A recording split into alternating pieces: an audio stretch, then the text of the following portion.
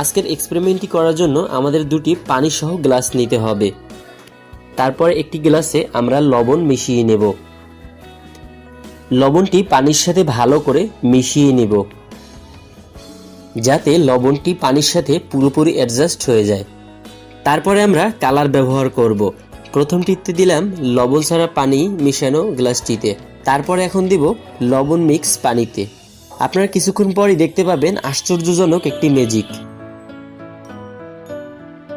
আমি শিওর আপনারা এই ম্যাজিকটি আগে কখনো দেখেননি। আপনারা এই ম্যাজিকটি অবশ্যই বাসায় ট্রাই করবেন।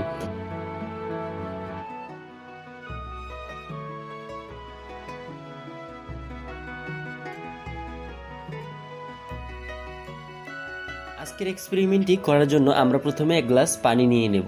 তাতে 1 চামচ হলুদের গুঁড়ো দিয়ে ভালোভাবে মিশিয়ে নেব। যতক্ষণ না এটা না মিশে ততক্ষণ আমরা এটাকে নাড়তে থাকব। হলুদের গুঁড়ো পানির সাথে ভালোভাবে মিক্স হওয়ার পর তারপর আমরা 1 চামচ ডিটারজেন্ট পাউডার এর সাথে মিলাবো।